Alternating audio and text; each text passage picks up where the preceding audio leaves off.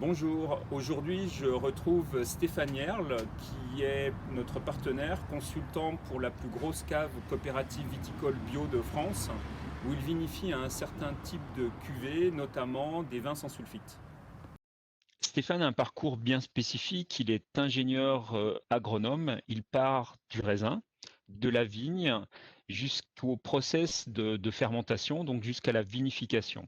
Il est lui-même un vigneron en viticulture bio. Son conseil est basé sur écouter, mesurer, agir et réévaluer. C'est donc bien une approche analytique d'ingénieur. Son leitmotiv est la plus grande naturalité et le moins d'intrants possible, tout en gardant la maîtrise. Bonjour Stéphane, sur ton site internet, tu caractérises Christian Hansen comme le leader de la bioprotection active. Peux-tu nous en dire un peu plus?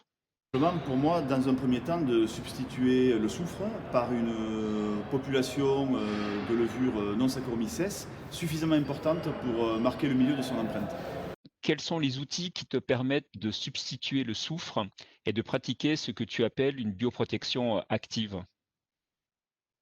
D'abord, on va parler de Lactobacillus plantarum avec Nova qui a la capacité non seulement d'occuper le milieu et surtout de réaliser la dégradation malolactique avant la fermentation alcoolique, tout en boostant le pool aromatique très intéressant sur des macérations carboniques ou sur des vins rosés. Mais on va parler surtout de l'effet acidifiant des levures lacancéen thermotolérance qui permettent d'agir soit sur des phases liquides, soit sur des vinifications en rouge, en rééquilibrant le pH avant les phases alcooliques. Donc, à l'opposé, peux-tu nous parler de la bioprotection passive? Donc, quand on parle de bioprotection passive, il s'agit d'utiliser des souches de levure qui ont une moindre capacité à marquer le milieu, soit parce qu'elles sont en moindre quantité, soit parce qu'elles n'ont pas d'activité fermentaire. Donc Pichia va nous permettre d'occuper le milieu et de laisser les souches Saccharomyces se développer tranquillement.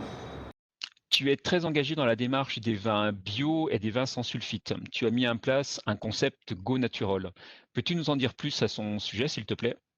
Une idée qui m'est venue il y a quelques années avec avant tout la volonté de laisser s'exprimer le pool de Saccharomyces cerevisiae naturellement présent sur la vendange, sans passer par le pied de cuve indigène que je trouve très hasardeux.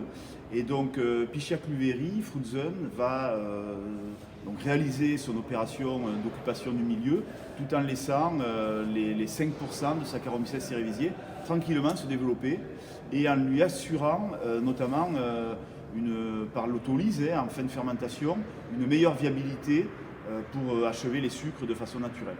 Merci Stéphane. Grâce à tes explications, on en sait plus maintenant sur la bioprotection, tant active que passive.